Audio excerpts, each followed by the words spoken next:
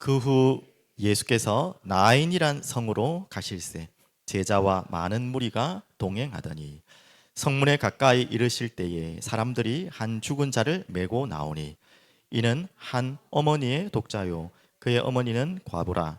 그 성에 많은 사람도 그와 함께 나오거늘 주께서 과부를 보시고 불쌍히 여기사 울지 말라 하시고 가까이 가서 그 관에 손을 대시니 맨 자들이 서는지라.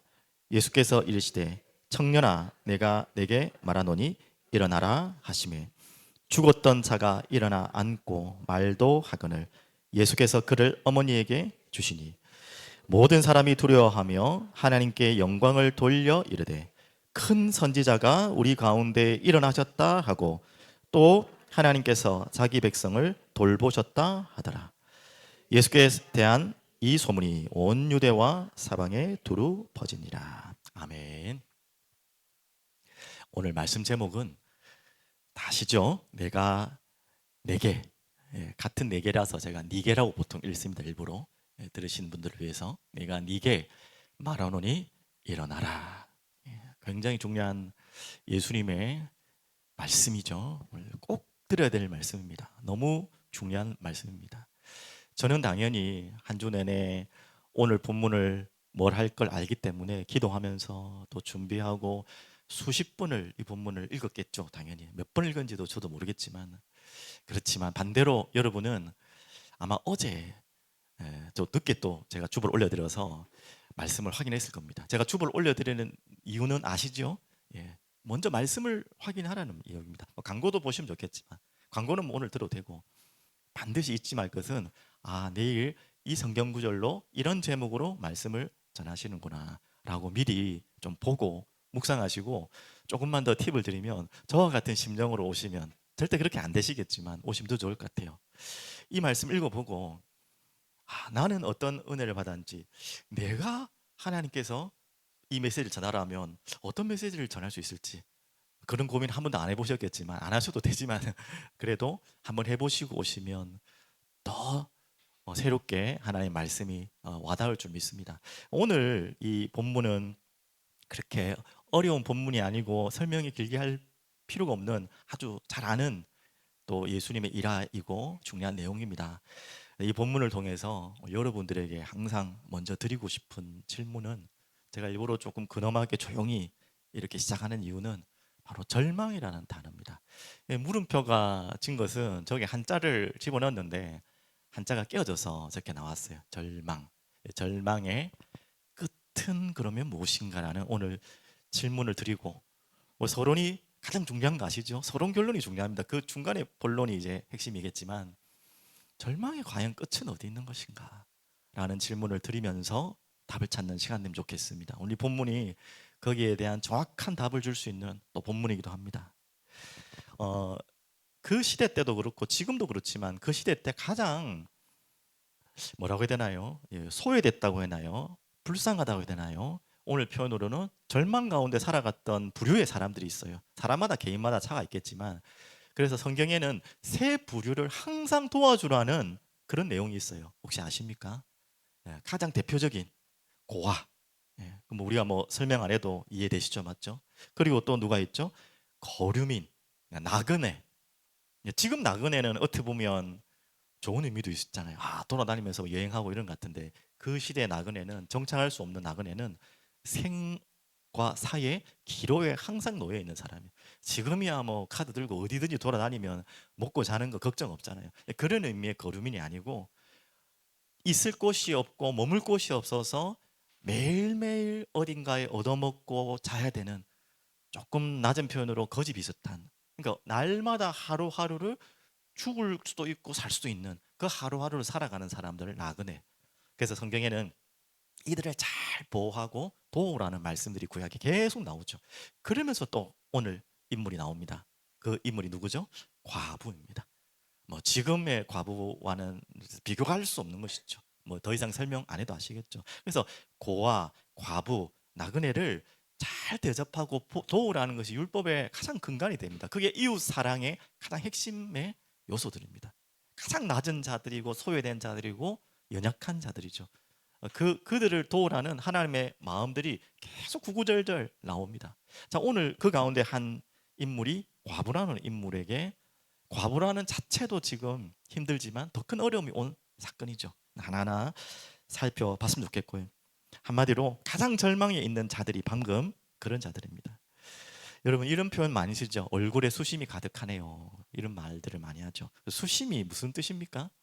뭐 얼굴에, 저도 정확하게 모르겠는데 우리 아이들 한번 보세요. 한번 옆에 한번 우리 저 어린 아이들이 우리 많잖아요.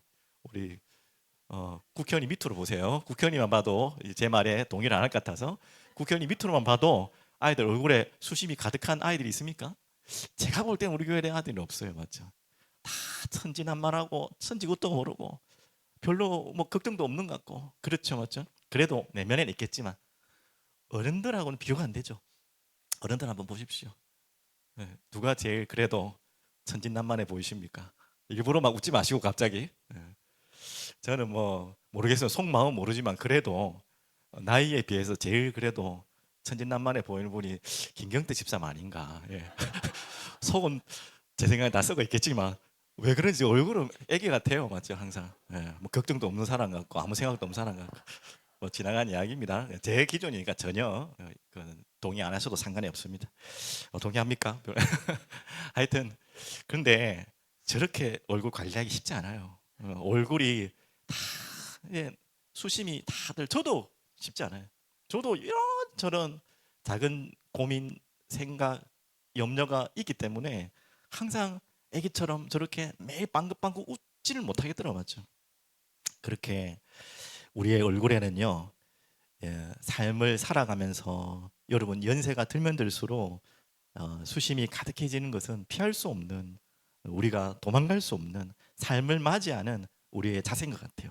그래서 오늘 질문하는 부분은 이거죠. 절망이라는, 또 그 약게는 낙심, 뭐 염려 다 들어가는 거 있지만 끝이 도대체 뭐냐 이거예요. 우리 끝을 좀 파악합시다. 완전히 끝이 무엇인지, 절망의 끝을 한번, 끝판을 한번 보고 다시 돌아왔으면 합니다. 그래서 뭐 제가 잘 모르는 분이지만 이름만 아는 분이죠. 여러분도 뭐 학교에서 배웠겠지만 키에르케고르라는 실존주의 철학자, 믿음의 또 학자기도 하죠. 이분이 뭐라고 했냐면 절망을 모르는 것이 가장 절망이다라는 어려운 이야기를 또 하기도 했습니다. 그래서 무슨 말이냐, 육신적 욕망에 빠져 살면서 쾌락을 추구하며 있는 이 상태가 절망의 상태인데, 그래서 쾌락을 얻기 위해 더 큰 쾌락의 늪으로 빠져들지만 이것이 절망적인 상태임을 모르는 것이, 참 철학자답게 말 어렵겠는데 이해되시죠? 맞죠? 이것이 절망의 상태이다. 이걸 알지 못하는 것이 더 절망이다. 자, 오늘 조금 화제를 돌렸습니다. 절망은 좋은 것은 아니죠. 그런데 가장 큰 절망은 무엇이냐? 절망이 무엇인지 모르는 게 가장 절망이라는 거예요. 절망을 모르는 절망이 가장 큰 절망이라는 것입니다. 그래서 오늘 절망의 끝을 찾자는 거예요. 도대체 절망이 무엇이고, 끝을 찾아야지 그 다음 답을 찾을 수 있잖아요. 왜 절망의 끝을 찾지 못하느냐, 절망에 대한 그 다음 것을 찾지 못하느냐. 방금 질문입니다. 절망의 끝을 찾지 못하기 때문에 그 절망에 대해서 답을 못 찾는 것입니다. 그래서 지금 예수님의 이 본문들 일화 가운데서 저번 주 백부장이죠. 저번 주 백부장, 또 오늘은 과부의 아픔들을 보는 절망의 사람들의 이야기들을 계속 보고 있습니다. 이들만이 아니라 예수님이 만난 모든 자들은 절망의 사람들이었어요. 그들을 하나 한 분 한 분씩 만나면서 답을 주시는 오늘 본문 아닙니까? 그래서 오늘 계속해서 질문을 한번 진행해 나가 보겠습니다. 절망의 끝에 대해서 질문합니다. 도대체 절망의 끝은 어디일까요? 고민해 보셨습니까? 대부분의 사람들이, 제 이야기 아닙니다, 고요한 절망 속에서 인생을 살아간다. 누가 한 말일까요? 저도 어디서 찾아 주워서 들은 이야기입니다. 헨리 데이비드 소로라는 철학자가 이야기했답니다. 참 뭐 그럴듯한 이야기죠. 대부분의 사람들이, 아니 전부의 사람들이라 봐야겠죠. 고요한 절망 속에서 인생을 살아간다. 하나 더, 이제 셰익스피어가 한 이야기입니다. 이런 이야기를 다 했네요. 지금 밑바닥이라고 말할 수 있는 동안은 아직 진짜 밑바닥이 아니다. 참 맞는 말이죠. 맞죠? 나 지금 다 끝이야, 나 이제 마지막이야 라고 말하는 사람 아직은 아니라는 거예요. 진짜 그 자리에 있는 사람 그 말도 못해요. 이 말을 아니겠습니까? 어떻게 보면. 자, 그러면 절망의 끝을 찾는 질문을 들어갑니다. 오늘 거기에 조그만 힌트가 오늘 나인성 과부의 아들의 죽음이죠. 아까 서론에 말씀드린 것처럼 과부라는 자체가 이미 절망인데 지금도 마찬가지죠. 과부라는 말은 결혼을 했다는 말이겠지 않습니까? 남편이 있었다는 말이겠죠. 근데 남편이 돌아가셨다는 말이겠죠. 여기 의미에서 맞죠? 그런 의미의 과부. 그 슬픔을 안고 사는 여인의 마음이 얼만큼 힘들겠습니까?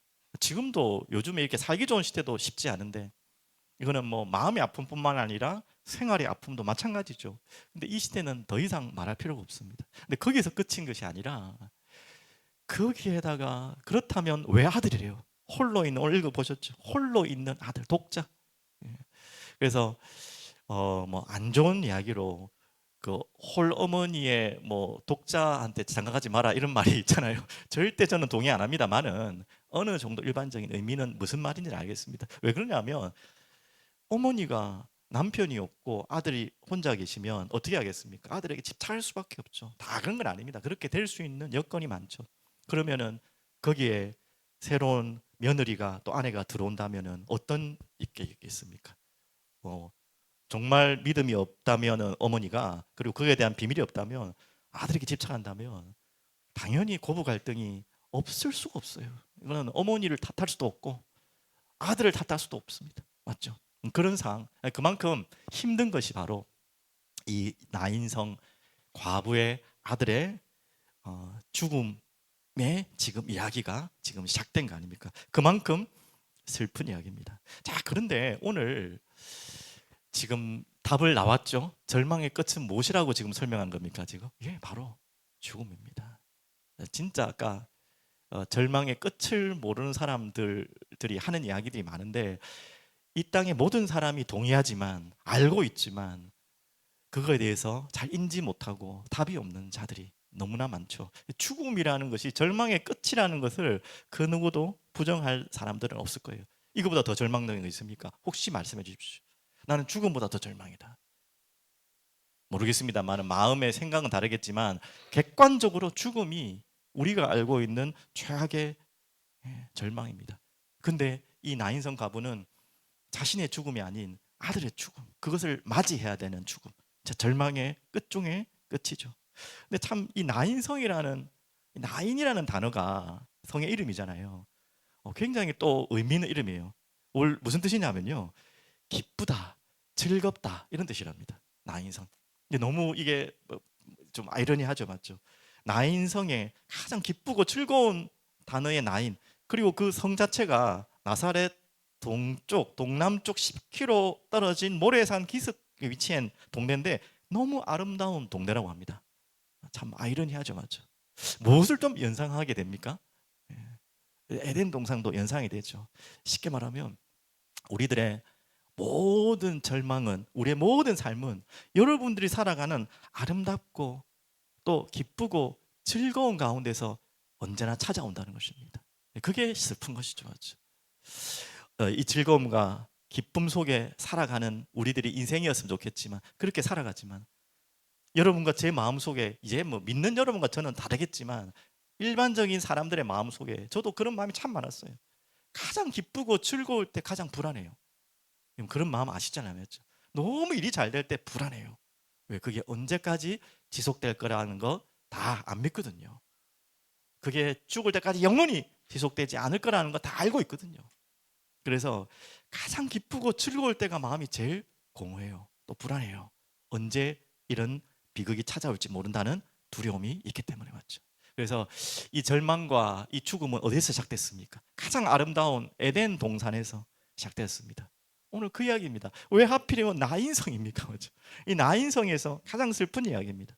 뭐 남의 이야기니까 그냥 지나가듯이 읽을 수 있겠지만 저는 이제 처음 읽을 때는 그랬는데 계속 읽으니까 묵상하니까 어떤 마음이 오냐면 저 그걸 어떻게 전달하고 싶은데 전달이 안 되는데 이 과부, 이 어머니의 홀 아들의 죽음에 조금이라도 제 마음이 한번 감정 이입을 해보고 싶었어요. 얼마나 힘들었을까? 얼마나 슬펐을까? 얼마나 마음이 무너졌을까? 제가 아무리 상상을 하고 감정을 이입을 해도 결론은 모르겠어요, 솔직히. 절대 모르겠어요. 혹시 그런 아픔을 비슷한 아픔을 당하신 분들은 조금이나마 이해되시겠죠. 그만큼 지금 가장 슬픈 자리가 바로 가장 기쁨의 성에서, 기쁨을 이라는 단어의 성에서 찾아온 것입니다. 그래서 오늘 그 절망, 자, 끝이 뭐라고요? 과연 죽음 맞습니까? 예, 여러분도 그렇게 생각하십니까? 죽음이 이 땅의 절망의 끝입니까? 저는 아니라고 확신합니다. 대부분의 사람들은 이것이 끝이라 생각하죠. 그러니까 뭐 쉽게 뭐 죽기밖에 더 하겠냐? 아이고 죽는 마음으로 하지, 이런 마음을 하는데, 우리는, 모든 사람은 이 죽음이 우리 절망의 끝이라고 착각하고 있어요. 우리는 다 알지만 대부분의 사람들은 모르고 있습니다. 자, 오늘 라인성 가부의 아들이 그냥 죽은 것으로 이 안타까운 사연이 이 절망의 끝판왕입니까? 아닙니다. 여러분 반드시 알아야 됩니다. 이것을 모르면 여러분 신앙생활에 의미가 없고 반드시 알아야 돼. 이 이야기를 하려고 하는 거예요. 무슨 사망이죠? 예, 둘째 사망이 있다는 거예요. 참 안타까운 사연이지만 모든 사람은 첫째 사망이 있습니다.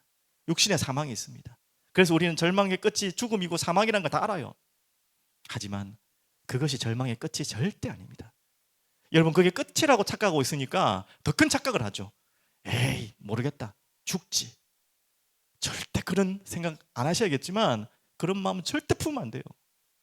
그래서 이건 신학적인 논란이 있고 또 의견들이 다르지만, 자살을 하면 천국 갈 수 있습니까 없습니까? 예수 믿는 사람이라도.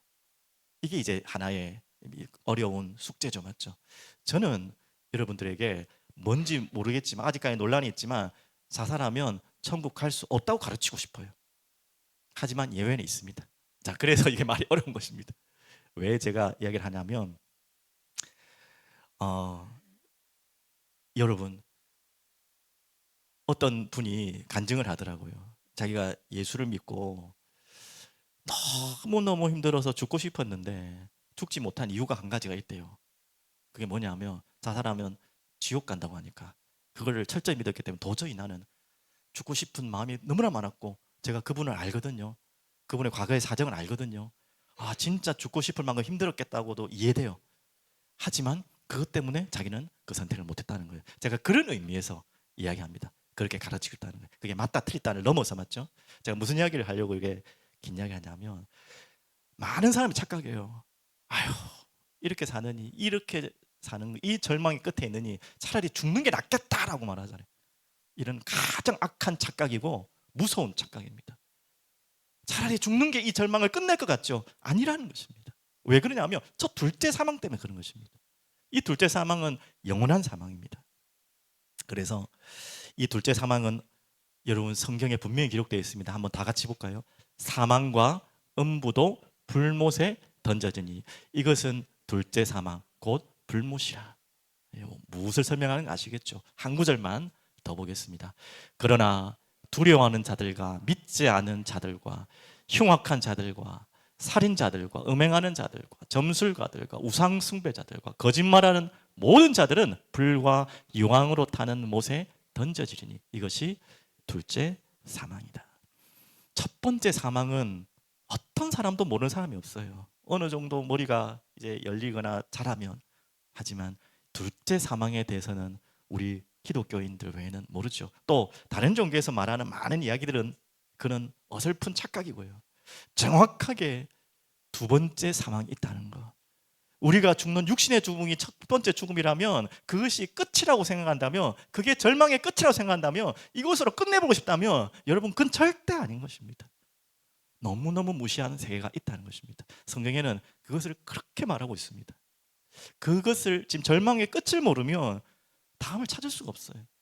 절망이 무엇인지도 모르고 그 절망의 끝을 알아야지 그 다음 시작될 거 아닙니까? 근데 끝을 모르고 사는 거예요. 죽음이 끝이라고 생각하고 착각하고, 아이고 죽는 게 낫겠다고 착각하는 사람들이 너무 많죠. 지금 이 땅에. 절대 끝이 아니에요. 절망의 끝은 바로 저곳입니다. 있어요, 분명히. 그래서 우리가 여기 믿는 모든 분들이, 교회가 우리의 모든 인생을 다 걸어서 저곳을 설명하는 거예요. 듣기 싫지만.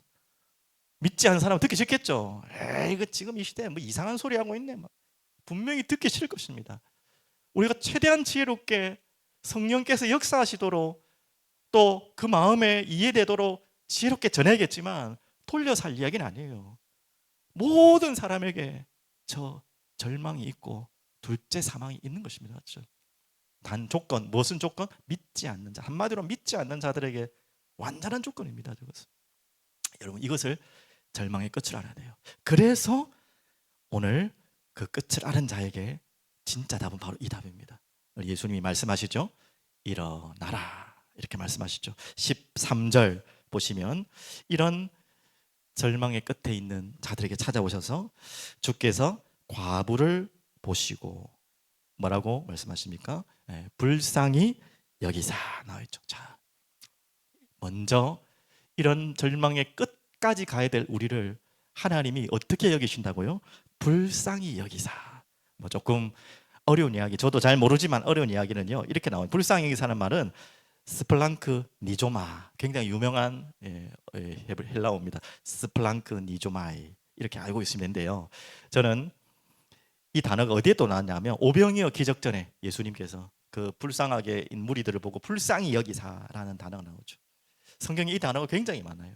하나님이 우리를 보는 마음입니다. 불쌍히 여기사. 오늘 예수님이 지금 나인성 과부의 아들의 죽음을 보고 그 슬퍼하고 있는 어머니를 보고 불쌍히 여기셨죠. 아니, 예수님뿐만 아니라 거기에 있는 그 과부를 아는 모든 자들이 지금 슬퍼하고 그 마을이 눈물바다가 되었어요. 하지만 그들이 그 과부를 보는 불쌍하게 여기는 것과 예수님께서 과인성 뭔 성입니까? 갑자기 과부를 나인성 과부를 보는 불쌍한 것과는 차원이 다르겠죠. 아이고 짜노 저를 혼자 이제 어떻게 살겠노 이런 불쌍함이죠. 예수님이 말씀하시는 불쌍함은 그것을 뛰어넘는 것이죠. 아, 그 영혼과 그 죽음과 슬픔이 무엇인지를 진짜 아는 분은 예수님밖에 없어요. 그런 불쌍함에 여기 쓴 것입니다. 그게 하나님만이 아시는 마음이고 하나님의 마음이죠.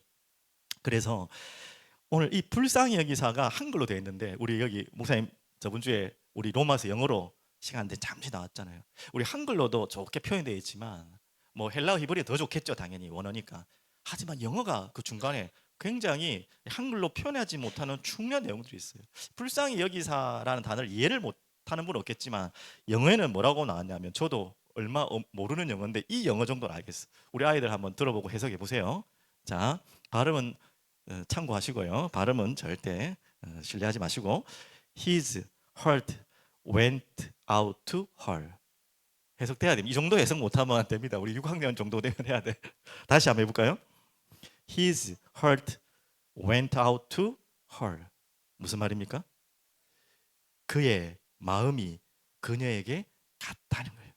너무 표현이 아름답지 않습니까? 근데 불쌍하게 얘기한다는 표현입니다. 그의 마음이, 그가 누구죠? 여기서는 예수님, 하나님이죠. 어떻게 보면 하나님의 마음이, 그분의 마음이 그녀에게 갔다는 거예요. 여러분, 불쌍히 여긴다는 마음이 그 마음입니다. 그냥 아이고 짜겠노, 그냥 방관하는 남의 일처럼 하는 것이 아니라 진짜 내 마음이 그 마음 속에 들어간 거예요. 그냥 그 여인의 마음이 내 마음 속에 들어온 거예요. 근데 이것을 할 수 있는 분은 하나님밖에 없어요. 왜? 그 마음을 진짜 아는 분은 하나님밖에 없거든요. 그 마음입니다. 그런 불쌍히 여기사라는 말이죠.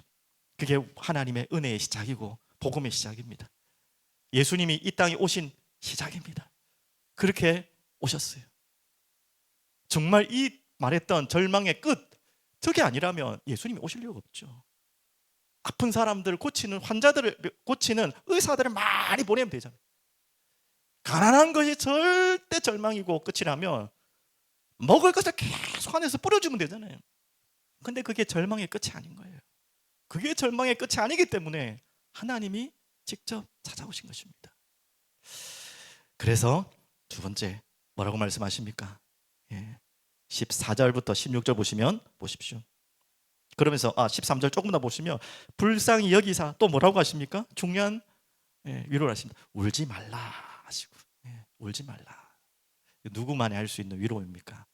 주변의 모든 사람들이 다 위로할 수 있겠지만 또 우리가 하는 모든 위로의 같은 내용이죠. 울지 마라. 우리 아기들한테도 울지 마, 울지 마라.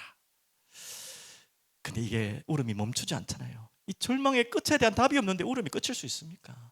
지금 이 여인한테 아들이 죽었는데 주변에 많은 사람들이 다 그러겠죠. 아이고 그만 슬퍼해라, 울지 마라 했지만 그게 답이 됩니까?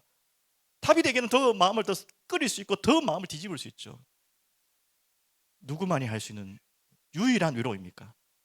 예수님만이 할 수 있는 위로예요. 울지 마라. 울지 마라. 이건 단순한 어쩔 수 없다 이가 이게 아니에요. 어쩔 수 없는데 왜 어떻게 울지 마라 이게 아니에요. 진짜 유일하게 울지 마라고 할 수 있는 유일한 분이 하신 울지 마라. 오늘 여러분 그 음성 들으십시오. 여러분 마음속에 절망이 막 넘칠 때, 정말 어른이라서 소리내고 울지도 못할 때, 마음만 울고 있을 때 예수님께서 여러분에게 울지 마라 하시는 그 음성을 들으시기 바랍니다. 다른 사람들의 위로도 위로겠지만 그건 어쩔 수 없잖아요. 한계잖아요.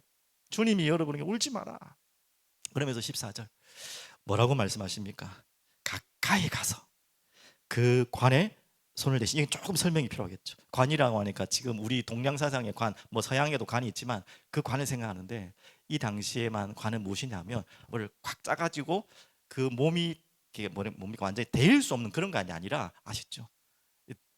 나사로 비용 그 사건 아시는 것처럼 이 세마포처럼 칭칭 감아놔가지고 관에 손을 댄다는 것은 그냥 관에 대한 나무나 이런 데 손을 댄 게 아니라 직접 그 죽은 자의 시체에 손을 댄다는 그런 의미입니다. 그런 의미의 관을 생각하셔야 돼요.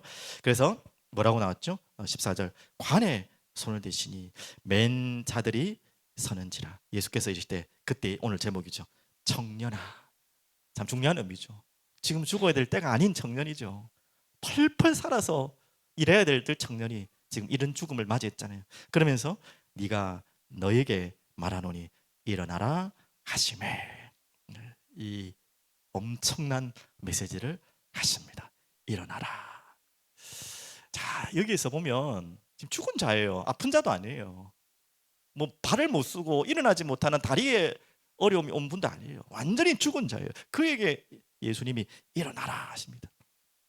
조금 있으면 또 우리 누가복음에 보겠지만 예수님이 죽은 자를 살리는 내용들이 몇 군데 있습니다. 여러분 잘 아는 나사로, 굉장히 유명하죠. 나사로를 살리는 장면이 나오고, 또 오늘 본문이 또 있고요. 또 한 본문이 뭐가 있냐면 나중에 좀 나옵니다. 야이로의 딸, 회당장 야이로의 딸이, 소녀가 죽는 장면이 나오죠. 동일하게 이 죽음을 살리셨을 때 예수님의 표현과, 또 여러분 성경적으로 아시니까 예수님 말고도 죽은 자를 살린 인물들이 있습니다. 누가 있습니까? 구약만 해도 여러분 잘 아는 뭐 수냄 여인 아시죠? 뭐 엘리야, 엘리사 대표적으로 있고, 또 신약에도 또 많은 인물도 있죠. 바울도 있고 뭐 베드로도 있지만, 근데 이들과 예수님이 살리신 그 사건과 차이점을 여러분 아십니까? 차이점이 있어요. 엘리야, 엘리사 다 죽은 아들을 살렸을 때 어떻게 했습니까? 엎드려서 기도하셨어요. 기도를 하지 말란 말이 아니라 기도로 하나님께 부탁을 했어요. 근데 예수님만은 뭐라고 했습니까? 명령을 해버렸죠. 그 차이입니다. 완전히 다른 차이죠. 작은 차이가 아니죠. 그래서 여기가 어떻게 보면요, 나인성이 여러분 알고 있는 수냄 여인, 그 과부의 아들을 살린 그 부분과 비슷한데요, 그 위치와 비슷하답니다. 그래서 이들이 어떻게 보면 그 엘리야와 엘리사의 사건을 모르겠습니까? 알겠습니까? 당연히 달아요. 그러니까 예수님이 이 아들을 살리는 모습을 보고 뭐라고 표현했죠? 봐라, 하나님께서 백성들을 보시면서 큰 선지자 나옵니까? 16절에 큰 선지자가 우리 가운데 일어나셨다 하고 말했죠. 그러니까 한마디로 그 큰 선지자 엘리와 엘리사가 그런 일을 한 것처럼, 야, 지금도 이런 사람이 있네 라는 의미로 그냥 선지자처럼 생각해요. 근데 그 엘리야와 엘리사와 완전 다른 차원으로 예수님은 죽은 자를 살리셨어요. 그게 뭐라고 했죠? 방금 명령하신 것입니다. 말씀을 선포하신 것입니다. 그래서 이분이 바로 하나님이시고 영원한 주권자 되시며 창조주라는 것이죠. 단순하게 하나님께 부탁해서 하나님이 역사하신 사건이 아니라 자신이 직접 그 말씀을 하신 거죠. 그러면서 일어나라 이렇게 말씀하신 것입니다. 자, 오늘 절망의 끝에 대한 답을 찾는 것입니다. 이거 외에는 답이 없어요. 그리고 이 야이로의 딸에게 일어나라 하면서 마가복음에 이렇게 나오죠. 뭐라고 그러죠? 여러분 잘 아는 내용인데요. 달리다 쿰 아시죠? 달리다 쿰, 달리다 쿰, 이게 바로 원어죠. 달리다 쿰. 쿰이라는 말이 일어나라라는 뜻이에요. 달리다가 무슨 뜻인지 아십니까? 달리다가 아이야 일어나라 이런 뜻인데, 그 달리다의 원래 원어는 양을 이야기한답니다. 이제 우리 김나집 박사님 그때 한 생각이 나시죠? 양이 어떻게 된다고요? 잘 가다가 한번 뒤집어지고 자빠지면 자기가 일어난다 못 일어난다? 절대 몰라. 그게 우리를 딱 말하는 말이에요. 우리는 절대 한번 넘어지면 일어날 수 없는 그런 상태인데, 그때 목자가 고리로, 갈고리 같은 걸로 딱 해가지고 걸고 세우고 일으키는 거죠. 목자만이 할 수 있는, 자기 자신의 힘으로는 도저히 일어날 수 없는 우리를 일으키는 모습이 바로 달리다 곰입니다. 맞죠? 그래서 오늘 여러분 기억하십시오. 우리에게는 절망의 끝은 바로 둘째 사망이라고 말했고, 그 절망의 끝을 해결할 수 있는 유일한 분은 우리를 불쌍히 여기시고, 그래서 우리를 위해 이 땅에 오신 예수님 외에는 답이 없어요. 그래서 여기에서 제가 아까 말했던, 왜 관을 설명했냐면, 관에다가 손을 댄 것이 아니라 그 몸에다가 손을 댄 거죠. 계속 같은 반복해서 말씀드리지만, 시체에다가 손을 대면 어떻게 된다고요? 부정해진다. 시체 자체가 부정해지니까 그 부정이 나에게 올맞아서 자기도 부정한 사람이 되는 거예요. 그래서 시체를 가까이 하지 않고 만지지 않았죠. 그랬다면은, 실수로 그랬다면 또 정결 예식을 행했고, 예수님이 그것을 몰라서 실수로 불쌍해서 안타까운 마음으로 손을 댄 것이 아니라 일부러 그 시신에 손을 대셨어요. 그 의미는 무슨 말이었습니까? 그 부정을 내가 가져가겠다는 것이죠. 그 부정을 내가 짊어지겠다는 말이죠. 이것은 나인성 과부의 아들에게만 한 일이 아니고, 특별한 한 사람에게만 하신 것이 아니라 여러분과 저를 다 그렇게 붙드신 것입니다. 터치하신 거예요. 이 부정한 우리를 터치하셔서 우리의 죄를 예수님이 다 짊어지시고, 그래서 결국 뭡니까? 십자가로 여러분과 저를 위해 죽겠다는 그 표현입니다. 오늘 이 답이 아니면은 절대 우리는 일어날 수 없어요. 이 답을 가지고 우리는 일어날 수 있는 것입니다. 그래서 다시 한 구절씩 보시면, 누가복음 4장 18절 바로 옆에 우리가 누가복음 읽었던 본문이죠. 이미 이사야서에 말씀하신 말씀인데, 예수님의 사역의 시작일 때 나사렛에서 이미 그 말씀을 읽으셨습니다. 보시면요, 주의 성령이 내게 임하였으니 이는 가난한 자에게 복음을 전하게 하시려고 내게 기름을 부으시고 나를 보내사 포로된 자에게 자유를, 눈먼 자에게 다시 보게 함을 전파하며 눌린 자를 자유롭게 하고 주의 은혜의 해를 전파하게 하려 하심이라 하였더라. 이미 예언된 그 이사야서의 말씀이, 또 다음 주에 볼 본문이지만 누가복음 7장 22절 보십시오. 누가복음 7장 22절. 세례 요한의 제자들이 예수님에 대해서 질문하실 때 예수님은 자신을 이렇게 드러내고 있습니다. 대답하여 이르시되 너희가 가서 보고 들은 것을 요한에게 알리되, 맹인이 보며 못 걷는 사람이 걸으며 나병 환자가 깨끗함을 받으며 귀 먹은 사람이 들으며, 또 나오죠, 죽은 자가 살아나며 가난한 자에게 복음이 전파된다 하라. 바로 내가 이 일 때문에 왔다 이야기를 하는 것입니다. 바로 어떤 일을 하는 것입니까? 다시 정리하면요, 앞에 한번 보시겠습니다. 계시록 20장 6절 다 같이 볼게요. 이 첫째 부활에 참여하는 자들은 복이 있고 거룩하도다. 아까 둘째 사망에 대해서 말씀드렸죠. 둘째 사망이 그들을 다스리는 권세가 없고, 도리어 그들이 하나님과 그리스도의 제사장이 되어 1000년 동안 그리스도와 더불어 왕노릇하리라. 여러분, 절대 절망의 끝은 아까 말씀드렸지 않습니까? 그 절망의 끝에서 돌이킬 수 있는 유일한 답은 바로 저것입니다. 예수 그리스도 외에는 답이 없어요. 이 둘째 사망의 모든 이 저주를, 이 사망의 권세를 이기시고 승리하신 분이 바로 예수님이죠. 자신이 먼저 죽음으로 들어가셨고 우리의 부정을 다 짊어지시고 죽음으로 제물 되셨고, 그리고 그 둘째 사망을 이길 수 있는 완전한 답으로 그분이 우리에게 첫 부활의 모델로 보이셨지 않습니까? 그래서 예수님이 이미 말씀하셨어요. 잘 아는 말씀이죠. 내가 진실로, 다 같이 한번, 이 고백은 너무 중요한 고백이기 때문에 같이 읽겠습니다. 내가 진실로 너희에게 이르노니 내 말을 듣고 또 나 보내신 이를 믿는 자는, 뭐 하면요?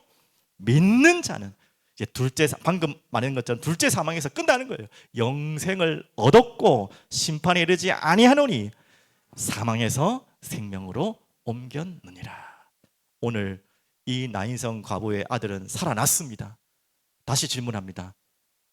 이 나인성 과부의 아들은 살아나서 늙어서 죽었을까요? 안 죽었을까요? 또 죽었겠죠. 예수님은 이 육신의 죽음을 살리기 위한 것만으로 오신 것이 아니라는 것이죠. 우리는 누구든지 영원히 살 수 없는 죽음을 다 맞이하게 돼 있어요. 그 죽음이 우리의 절망의 끝이 아니라는 것입니다. 그 죽음이 절망의 끝이라는 것도 모르고 사는 사람이 많지만 그것도 아니라는 거예요. 진짜 절망의 끝은 바로 둘째 사망이었다는 거예요. 거기서 영원히 해방될 길이 바로 예수 그리스도. 그래서 죽으셨어요, 우리 위해서. 그리고 그분은 살아나셨습니다. 오늘 이 사실을 여러분이 믿기를 간절히 소원합니다. 아직까지도 그 믿음이 없으신 분들은 하나님 앞에 간절히 간구하시고, 여러분 주변에 너무나 안타까운 사랑하는 가족들이 많을 거 아닙니까? 사랑하는 우리 친구들도 있을 거고 너무나 많을 텐데, 그들이 가야 될 절망의 끝은 바로 방금 아까 설명했던 그곳이에요. 그래서 우리가 지혜롭게 간절하게 끝까지 부르짖고 기도하고 그들을 그 둘째 사망에서 돌이키도록 우리는 눈물로 기도해야 되는 것입니다. 답이 없으면 몰라도 완벽한 답이 있거든요. 자, 그러면 마지막 결론으로 말씀을 마무리할게요. 자, 오늘 결론에 보시면 11절에 다시 첫 구절인데, 오늘 이 본문에 보면 그 후에 예수께서 나인성으로 가실새. 자, 오늘 본문에는 그래요. 예수님을 뭐 부르시고 초청할 때도 많았지만 오늘 본문을 근거로 하면 예수님이 찾아가신 거예요. 뭐 우연히 가다 보니까 있는 게 아니고 나인성으로 찾아가신 것이죠. 어떻게 보면 그게 그런 것처럼 하나님께서, 예수님께서 여러분들을 다 찾아오셨어요. 맞습니까? 여러분 그거 믿으셔야 돼요. 언제나 또 찾아오십니다. 절망의 끝에서 찾아오세요. 근데 그게 이제 숙제인 거예요. 절망의 초입에 오시지 왜 하필 절망의 끝에 오냐 이거예요. 그런 본문들이 있습니다. 나사로도 이런 말 아시잖아요. 그 누이들이 나사로가 죽기 전에 이미 예수님께 알렸단 말이죠. 근데 예수님은 일부러 뒤적뒤적거려요. 또 야이로의 딸도 뒤에 나오겠지만 죽기 전에 이미 했는데 예수님은 그 심정을 모르시는 것이 아니고 다 아는데도 자꾸 떤니엘 하시다가 늦게 가셨어요. 이 사람 골탕 먹이는 것도 아니고 사람을 진짜 이거 약 올리는 것도 아니고, 왜 절망의 초입에 미리 오셔가지고 절망을 막아주시고 끝내주시고 하시면 될 텐데 절망의 끝까지 기다리셨다가 찾아오십니까? 오늘 그 이야기잖아요. 왜 그 나인성 과부 아들 죽을 거 모르셨겠습니까? 조금만 더 일찍 오셔가지고 죽기 전에 좀 안 죽도록 하시면 되잖아요. 그런 질문도 우리가 들 수 있겠죠. 왜 그렇겠습니까? 절망의 끝에 오시는, 왜 그렇겠습니까? 예, 그래야지. 그렇게 꼭 악하게 했다는 말이 아니고 전혀 그런 말이 아니라 절망의 끝에 서야지 영원한 소망이 무엇인지를 알 수 있죠. 그렇죠? 그것을 보이시는 거죠. 그래서 나사로도 마찬가지고 그 이야기를 예수님이 직접 하셨잖아요. 일부러 이것을 보여주시기 위해서, 하나님의 영광을 보여주시기 위해서 일부러 더 천천히 가신 것입니다. 여러분, 하나님을 원망할 때 이럴 때잖아요. 하나님 정말 좀 적당히 좀 힘들 때 와주세요. 이 정도 힘들 때 좀 찾아오셔서 좀 해결해 주면 안 됩니까? 어떻게 이렇게까지 저를 외면하십니까? 라는 정말 이해할 수 없는 질문들 우리는 신앙생활하면서 많이 겪습니다. 이때 꼭 기억하십시오. 여러분, 일부러 골탕 먹이고 힘들게 하려는 것이 아니라 영원한 소망을 보게 하시기 위한 하나님의 절대적인 계획인 것을 믿으시기 바랍니다. 자, 한 가지만 더 마지막으로 마무리 결론 내릴게요. 말장난이 아니고 중요한 이야기입니다. 절망하고 절망하라. 이 무슨 말일까요? 일부러 제가 한자를, 알지도 못한 한자를 일부러 적은 것은 한글은 똑같은 단어인데 한자가 다르거든요. 근데 기가 막히게 딱 중요한 저 단어의 한자가 물음표로 이게 연결이 안 돼가지고 됐는데, 그래서 제가 억지로 찾아왔습니다. 자, 한번 봐주실까요? 자, 잘 안 보이십니까? 혹시 눈 좋은 분이시면 보이실 텐데, 절망이라는 단어 다 아는 단어인데 여러분 한 번씩 그런 게 있습니다. 내가 다 아는 단어인데 사전으로 찾아보면 좀 새로운 의미가 있을 때가 많거든요. 절망, 오늘 계속해서 했던 세상에서의 정의입니다. 이렇게 나옵니다. 바라볼 것이 없게 되어 모든 희망을 끊어버리는 그런 상태. 다 이해되셨죠? 맞죠? 야, 끊을 절자, 끊어질 절자, 바랄 망이자. 바랄 수가 없으면 어떤 것도 볼 게 없을 만큼 완전히 무너진 소망이 절망이거든요. 뭐 기에 유의 한번 보십시오. 절망 이전에 낙담, 낭망, 비관 다 비슷한, 절망보다 좀 낮은 의미의 유의가 있죠. 근데 그 밑에 보십시오.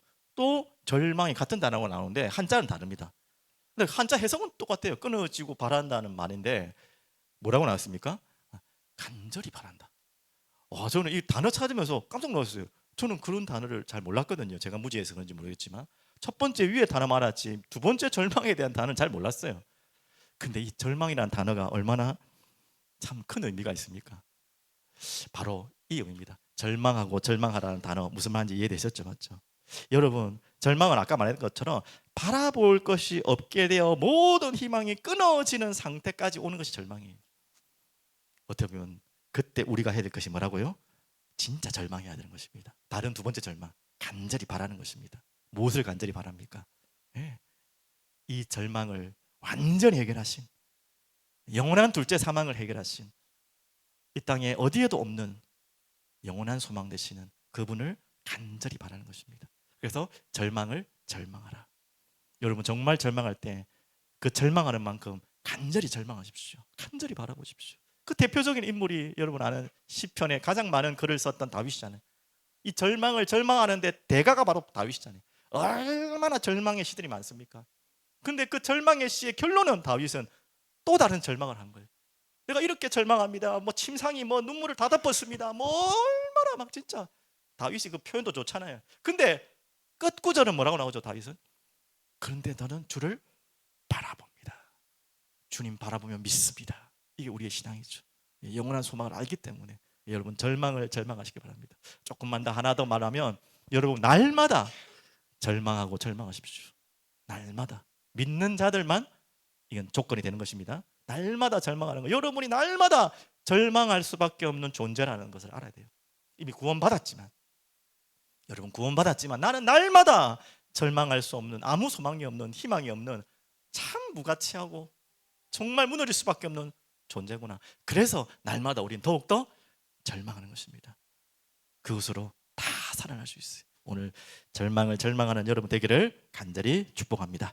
기도하겠습니다. 살아계신 주님 감사합니다. 찬양합니다. 오늘 절망의 끝을 보았습니다. 그리고 그 절망의 끝에 서 계신 주님을 보았고 영원한 생명을 보았습니다. 주님, 저희들 뿐만 아니라 우리가 사랑하는 모든 많은 영혼들이 진정한 절망의 끝을 보게 하시고 그 끝에서 기다리시는 주님을 찾을 수 있도록 바랄 수 있도록 주님 은혜의